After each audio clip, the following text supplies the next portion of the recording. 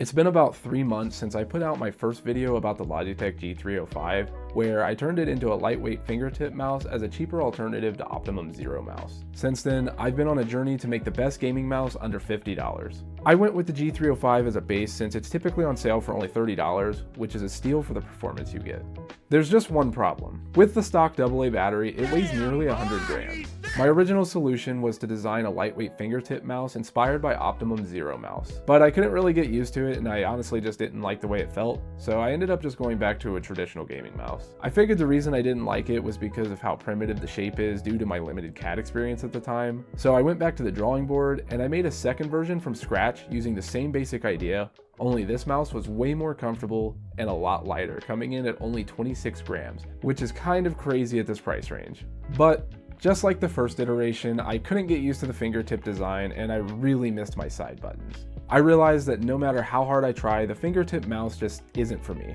So once again, I gave up and went back to using a traditional mouse. But then, just as I thought all hope was lost, I had a revelation. Side buttons. Lightweight. That's it. I now realize that if I'm ever going to make a mouse that I can consider to be the best, then I'll have to start by making a mouse that's best for me, which means I'm going to have to stop trying to emulate the hype and success of the Zero mouse. What I really want in a mouse is for it to be super lightweight, have side buttons, and resemble a traditional mouse shape as closely as possible while still being under $50. Meaning I kind of have my work cut out for me. So without wasting any more time, it's time to hop straight into Fusion.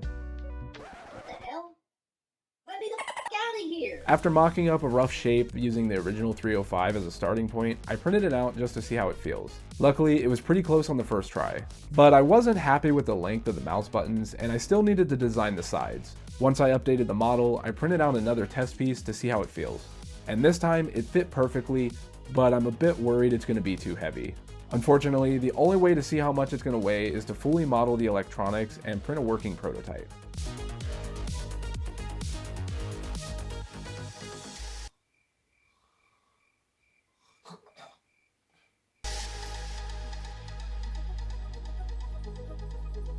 This took forever. Seriously, I don't even remember how many hours I spent designing this thing. But eventually, I was finally able to get everything to fit together in CAD, so I printed out a prototype and put it on the scale. 32 grams. While it isn't nearly as light as my 26 gram fingertip design, it's worlds lighter than my first iteration, and honestly, I'm more than willing to trade a few grams for the comfort and stability of a traditional mouse shape. Oh yeah, and I almost forgot to mention, that's with the addition of the side buttons, which is completely absent in my previous iterations. But even with this huge win, my hard work is far from over. In the past, all of my iterations have been FDM printed at a 0.2mm layer height.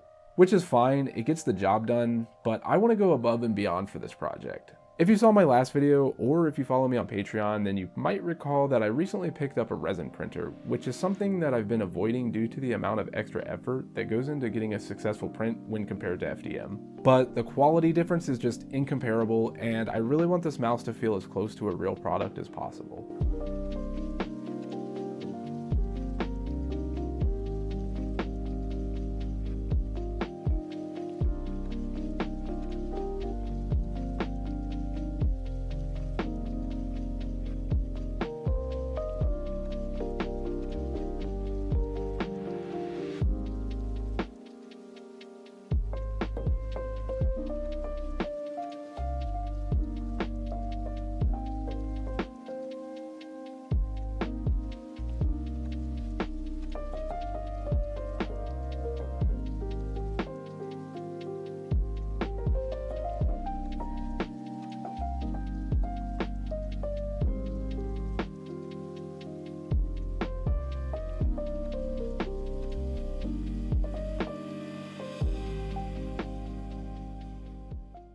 Unfortunately, the enclosure didn't print out perfectly as there's these weird ridges on the sides. In fact, I've been having this issue with almost every print that I've done on this printer so far. But I don't think it's an issue with the machine or the resin, I'm just a complete noob. If anyone has an idea of what I could be doing wrong, let me know down in the comments below, it would be really appreciated.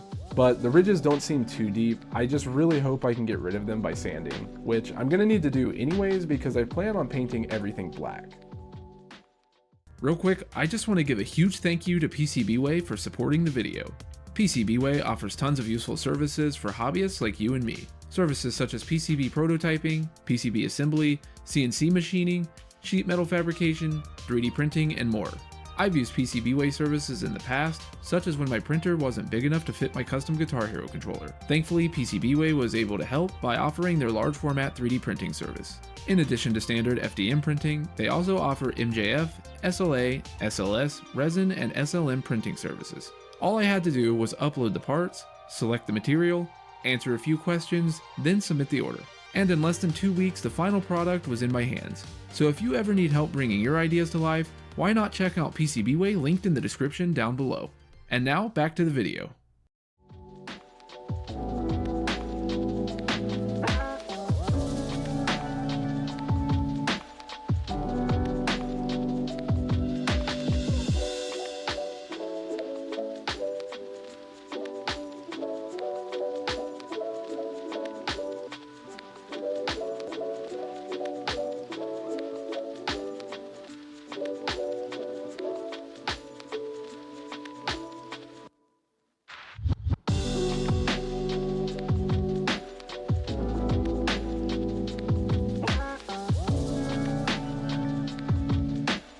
While I was painting, I realized that I had forgotten to paint the little foot that goes under the left mouse button. Originally, I was just going to paint this matte black just like the rest of the mouse, but then I thought it would be kind of cool to put a semi-gloss clear coat on the scroll wheel, side buttons, and the foot piece just to contrast with the matte finish of the enclosure. But then, while everything was drying, I had an even better idea. What if I instead used the little foot piece as an accent? So I played around with some basic colors inside of Fusion until I remembered I have this roll of silk bronze PLA sitting around that would probably look amazing as an accent color. The only issue is I want this mouse to feel like a finished product, no layer lines. The obvious solution would be to just sand down the layer lines, but then I'm just left with a scratched up piece of plastic. How could I bring back its color?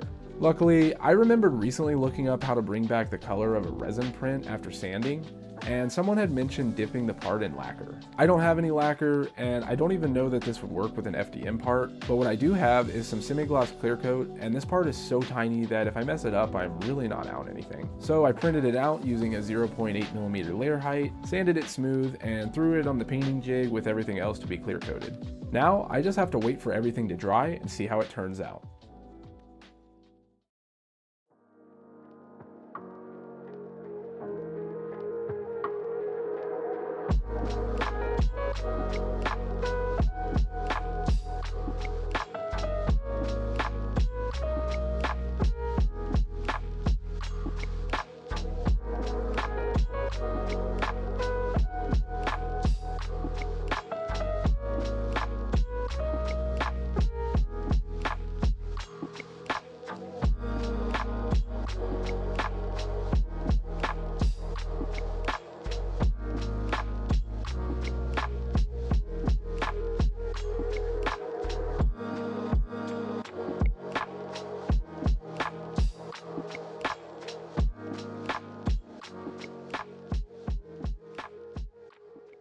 Well, if you couldn't tell, I was able to sand away all of the ridges and the final surface is perfectly smooth.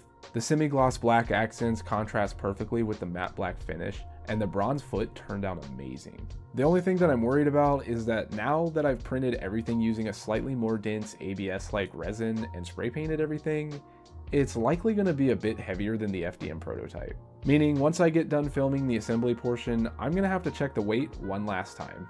I just really hope it's not too much heavier. One of the biggest challenges I faced when designing this mouse was that I wanted to keep the project accessible to anyone who wants to make their own. Just like with my previous iterations, in order to make the project more accessible, every part that isn't 3D printed is reused from the 305, even the screws. The obvious exception is the rechargeable battery parts, but that's a huge upgrade and it's worth the extra $16, which is less than the cost of an 8-pack of lithium AAAs. Oh, and don't worry about the enclosure flexing. Once the board's installed, it's fully rigid. One thing that I wish I would have done is retain the original battery connector because it's a lot harder to assemble everything with the battery permanently connected to the board. But with some maneuvering, it's completely doable.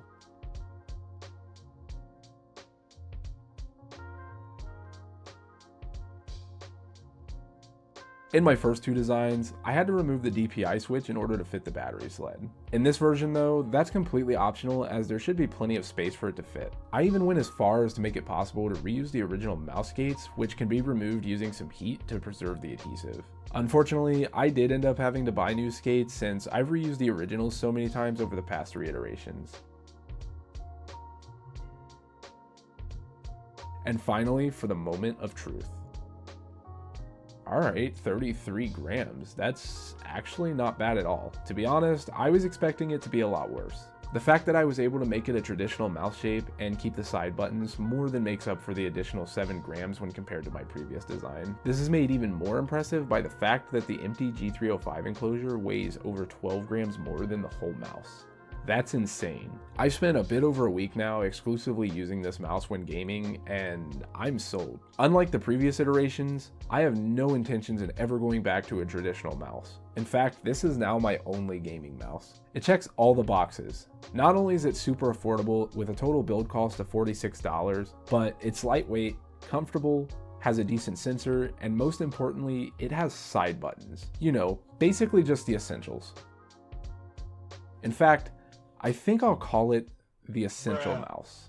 If you want to build your own Essential Mouse, be sure to check out my Patreon page linked in the description down below. There you'll also find affiliate links to all of the parts and tools used in this video. I really hope you all enjoyed watching this build as much as I did making it. If you did, be sure to leave a like and comment your thoughts down below.